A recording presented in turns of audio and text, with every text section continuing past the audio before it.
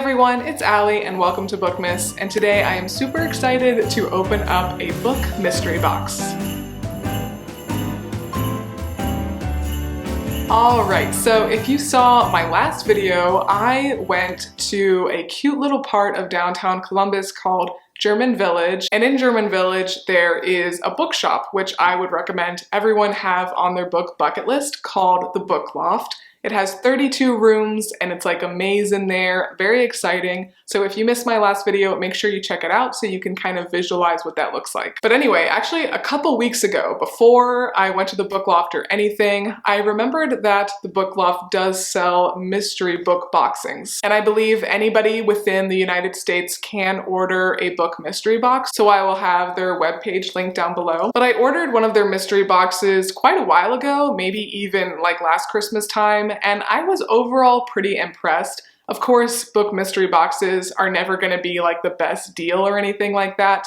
I would be far better off just like ordering from Book Outlet or going to Half Price Books or the thrift store or whatever. Even though I know this isn't the best deal and I have no idea what I'm gonna get, I thought it would be so fun to open this box with you guys. So the nice thing is whenever you place your order, you can say whatever genres you are looking for. They also have like a comment box where you could probably put in that you don't like certain authors or you really do like other authors. And I think the number of books depends on the box. They just say it kind of depends on how much the books originally cost, but you can expect about 5 or 6 books as well as the tote bag, so that's fun. And the cost including the shipping is $80. So once again, yeah, not the best place to get books if you're looking for a deal, but I do think it is one of the better options if you are looking for a book mystery box. But enough chit chat, without further ado, let's go ahead and get into the box. I did not leave any comments, but I did say that I like historical fiction and thrillers,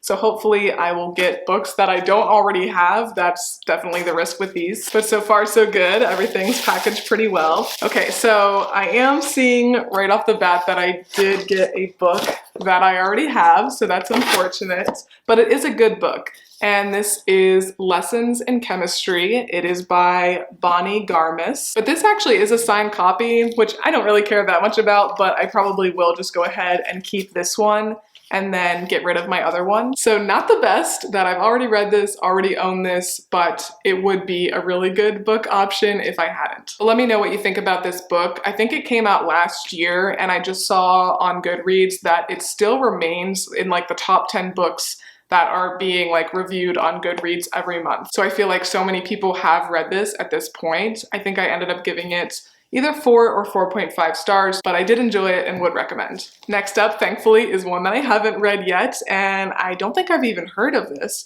although it is the winner of the Pulitzer Prize. So this book is called Trust, and it's by Hernan Diaz, I believe. It was one of the New York Times 10 best books of the year, but what year was it? Oh, 2022, so this is a pretty recent book. It says, even through the roar and effervescence of the 1920s, everyone in New York has heard of Benjamin and Helen Rask. He is a legendary Wall Street tycoon. She is the daughter of eccentric aristocrats. Together they have risen to the very top of a world of seemingly endless wealth, all as a decade of excess and speculation draws to an end. But at what cost have they acquired their immense fortune? And I like that it says that this book spans a century. I really, really enjoy books that don't take place over a short period of time, that do take place over a lifetime, or in this case, 100 years. So I think I'm really gonna enjoy this. And I love mystery boxes too, because you just find things that you might not otherwise have heard of. And I really have never seen this. I've never seen anybody talk about it. Here's another one that I've never seen before. It's called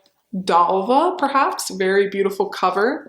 It's by Jim Harrison, who is a New York Times bestselling author, but I've never read anything by him before. But it says he passed away. He passed away in 2016, but he was the author of 39 other works of poetry, nonfiction, and fiction. Some of the more notable ones are Legends of the Fall, which I have heard of, The Road Home, Returning to Earth, and The English Major. So let me know if you've read this author before and you like him. And it says on the back that this is considered one of his finest novels, so that's very nice. It says, beautiful and fearless, at 45, Dalva has lived a life of lovers and adventures. But from her home in California, she still hears the broad silence of the Nebraska prairie where she was born, and she longs for the son she gave up for adoption. Soldalva begins a journey back to her family, to a great-grandfather whose journals recount the bloody annihilation of the Plains nations. On the way, she discovers a story that stretches from the Civil War to Wounded Knee in Vietnam, and finds the balm to heal her wounded soul. So this sounds like one that I'm gonna have to be in the right mood to read, but could very easily be a 5-star book. Next up, we've got Harlan Coben's Runaway.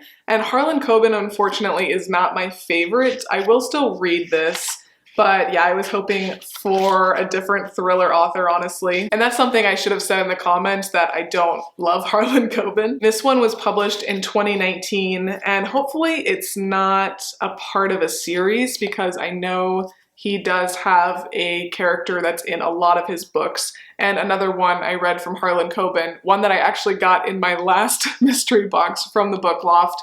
I didn't like it super well, one, because I just don't love Harlan Coben, but also because it was like a very random book in the middle of the whole series, and there were things that were talked about that I just didn't know what they were talking about. But it sounds like this is a standalone novel, so I'm really hoping that it is good. And the Providence Sunday Journal said it might be the best book Harlan Coben has ever written. The back says, "You've lost your daughter, she's addicted to drugs and to an abusive boyfriend, and she's made it clear that she doesn't want to be found.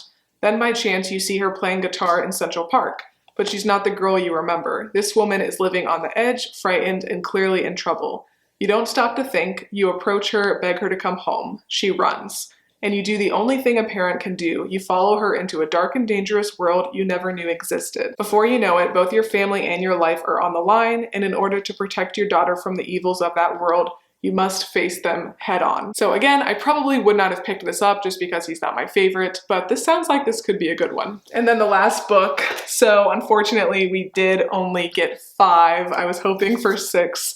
But this last book is John Le Carre's Agent Running in the Field. This would have only been $9 if I bought it on its own. This one says, Nat, a 47-year-old veteran of Britain's Secret Intelligence Service, believes his years as an agent runner are over. He is back in London with his wife, the long-suffering Prue, but with the growing threat from Moscow Center, the office has one more job for him. Nat is to take over the Haven, a defunct substation of London General with a ragtag band of spies. The only bright light on the team is young Florence, who has her eye on Russia Department and a Ukrainian with a finger in the Russia pie. And it says, Agent Running in the Field is a chilling portrait of our time, now heartbreaking, now darkly humorous, told to us with unflagging tension by the greatest chronicler of our age. This is another one like the Harlan Coben that I don't think I would pick up, but I'll still read it and hopefully I will really enjoy it. So those were all the books, but I did then get this book Loft tote bag, which says it was originally $15. So there's that. All right, so ultimately not uber thrilled about all the books I got, but that's just how it goes with a mystery box. And this was a lot of fun. It's not something that I'm gonna do all the time just because of the price, but maybe every Christmas season we'll do a different book mystery box. So if there is a company that you really like to buy from that does mystery boxes, definitely let me know down below. It is actually hard to find ones that are decently priced just because books are quite heavy, so that's kind of the bad thing. I know there are some different sellers on Etsy, but yeah, they tend to be pretty expensive. But if you like this video and you are liking Bookmas so far, please make sure to give me a big thumbs up and subscribe. It really does help my channel out a lot. So thanks again for watching, and I will see you next time. Bye!